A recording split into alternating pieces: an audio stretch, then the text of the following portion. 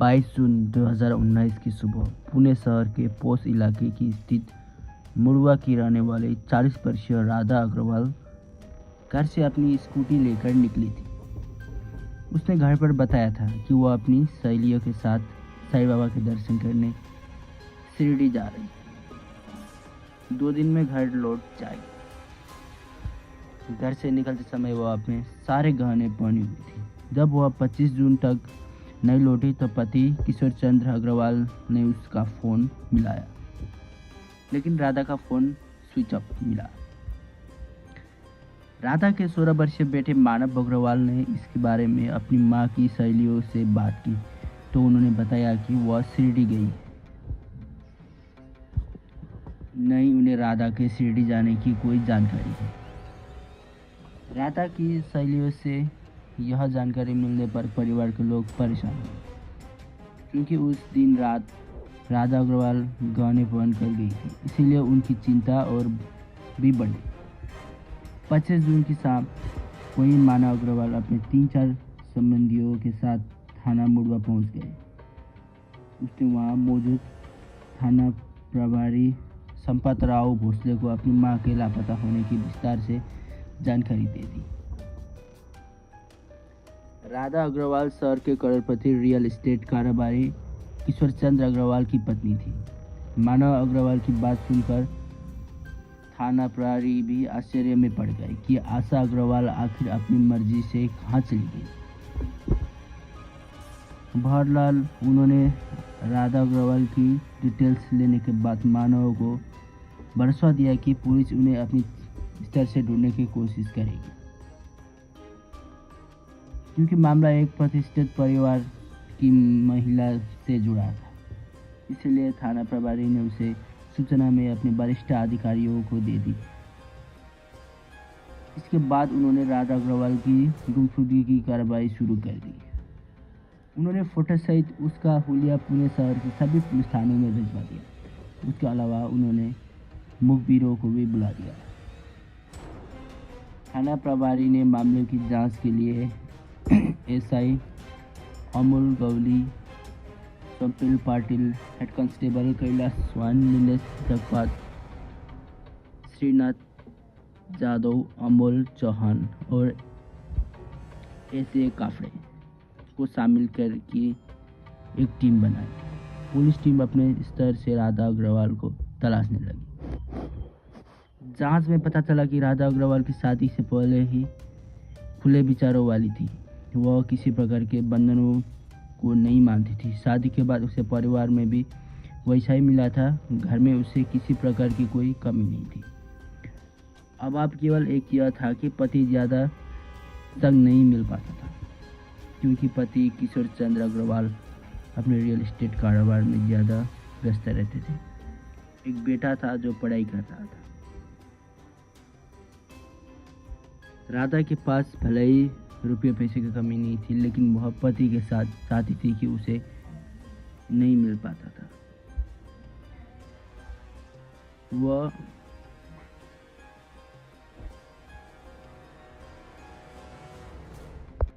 वह कसे हुए बदन की सुंदर महिला थी। एक युवक की मां होने के बाद भी उसका शारीरिक आकर्षण बरकरार था। वही वजह थी कि राधा ने अपना मन बहलाने के लिए जब सोशल मीडिया का सहारा लिया तो कुछ ही दिनों में उसने हजारों फॉलोअर्स और सैकड़ों दोस्त बन गए।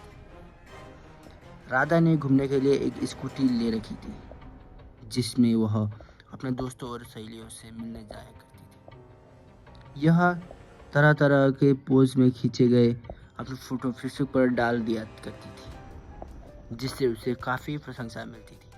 सोशल मीडिया से जुड़ने के बाद राधा अग्रवाल के चेहरे पर अक्सर चमक दिखाई देती थी। वह अपनी इस जिंदगी से काफ़ी खुश रहने लगी थी।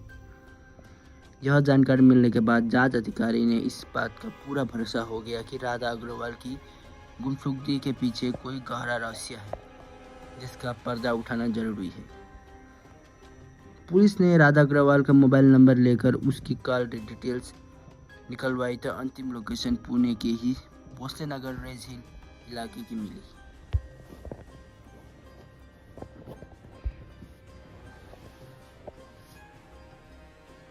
पुलिस वहां पहुंच गई और इधर उधर खोजबीन करने लगी। यहाँ पर एक स्कूटी मिली जो राधा अग्रवाल की ही थी।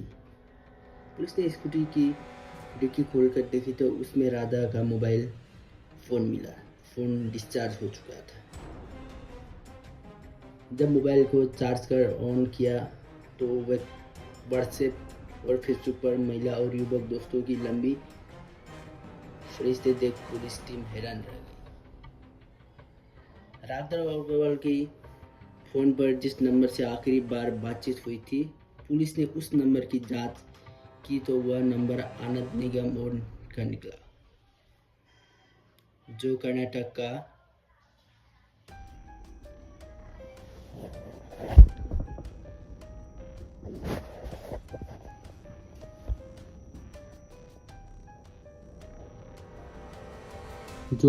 का रहने वाला था। पुलिस टीम उसके घर पहुंच गई, लेकिन वह घर से फरार मिला। परिवार वालों ने पूछताछ करके आखिरकार पुलिस उसके पास पहुंच गई। आनंद निगम को हिरासत में लेकर पुलिस ने पुणे लौट आई। आनंद निगम ने थाने में पूछताछ की जानी दी। इसीलिए सूचना पाकर डीसीपी सुहास बापचे और एसीपी सुनील देशमुख भी थाना मुगला पहुंच गए। पुलिस अधिकारियों ने सामने प्रधान भारी संपतराव भोसले, आनंद निगम और राधा अग्रवाल के बारे में पूछताछ की तो वह वही कहता रहा कि राधा अग्रवाल नाम की किसी महिला को नहीं जानता। लेकिन पुलिस ने जब व्हाट्सएप और फेसबुक पर उसकी और राधा की चैटिंग दिखाई तो वह सहम गया। वह चाह कर भी अपना झूठ नहीं छिपा सकता। सख्ती से कोई भी कई पूछताछ में उसने स्वीकार कर दिया कि वह राधा अग्रवाल की हत्या कर चुका है। हत्या के बाद सुनते ही पुलिस चौंक गई। आनंद से उसकी लाश के बारे में पूछ गया तो उसने बताया कि लाश तमिळनी के वर्षा घाट के जंगलों में है। हत्या करने के बाद वह उसके सभी गहने की नकदी ले भागा था। पुलिस को किसी भी तरह का राधा अग्रवाल की बॉडी बरामद करनी थी। उसे संशय था कि वही जंगली जानवर के सब को नष्ट न कर दिया हो। इसीलिए पुलिस आनंद निगम को लेकर 12 जुलाई 2019 को तमिड़ी वर्षा घाट को जंगल में जा पहुंची। लेकिन जंगल में राधा अग्रवाल के केवल अस्थित पंजर और कपड़े मिले। उसका मांस जंगली जानवर ने नोच कर खा चुके थे। पुणे पुलिस ने स्थानीय पुलिस को सहयोग के कंकाल बरामद कर पोस्टमार्टम के लिए भेज दिया। इसके बाद पुलिस आनंद निगम को लेकर पुणे लौट आए। पूछताछ करने के बाद आनंद निगम ने राधा अग्रवाल की हत्या की जो कहानी बताई वह इस तरह थी। 31 वर्षीय आनंद निगम मूल रूप के कर्नाटक का रहने वाला था। उसके पिता का नाम शिवाजी निगम था। परिवार में उसके माता पिता के अलावा एक छोटी बहन थी। परिवार में मिली स्थिति साधारण थी। जब उसके पिता का निधन हो गया था तो घर की जिम्मेदारी आनंद पर आ गई। वह रोजी रोटी के तलाश में परिवार के साथ पुणे आ गया और वहाँ एक वृंदावन कॉलोनी के तापकीर नगर में रहने लगा। पुणे में रहते हुए उसकी मां ने एक दूसरे आदमी के हाथ पकड़ लिया। बहन जवान हुई तो उसने भी एक लव मैरिज कर ली। इसके बाद आनंद ने भी अंतर्जातीय विवाह कर अपना घर बसा लिया। समय गुजरता गया और वह 2 बच्चों का बाप बन गया। अपनी रोजी रोटी के लिए उसने एक पुरानी कार ले ली और लोगों को कार चलाना सिखाने लगा। उसके बाद ड्राइविंग सीखने के लिए ज़्यादातर महिलाएं आती थी। व्यवहार कुशल होने के नाते अधिकार महिलाएं उसने प्रभाव में आ जाती थी, जो उसकी दोस्त बन जाती थी। वह उनसे फेसबुक वेबसाइट से माध्यम से चैटिंग किया करता था, जिसका असर उसके व्यवसाय पर पड़ने लगा था। वह बात जब उसकी पत्नी को मालूम हुई तो उसने उसे आड़े हाथों लिया। विवाद उतना बड़ा कि उसने अपना कार ड्राइविंग का धंधा बंद करना पड़ा। उसके बाद उसे परिवार चलाने के लिए कोई काम तो करना ही था। उसने अपने जान पहचान वालों और दोस्तों से ब्याज पर पैसा लेकर भरोसे नगर के रेंजिल इलाके में एक टी स्टॉल शुरू कर दिया। स्टॉल वह बड़े सिगरेट भी बेचता था। इस काम में उसकी माँ भी मदद किया करती थी। पूरा दिन खपने के बाद भी उस काम को कोई खास आमदनी नहीं हो पाती।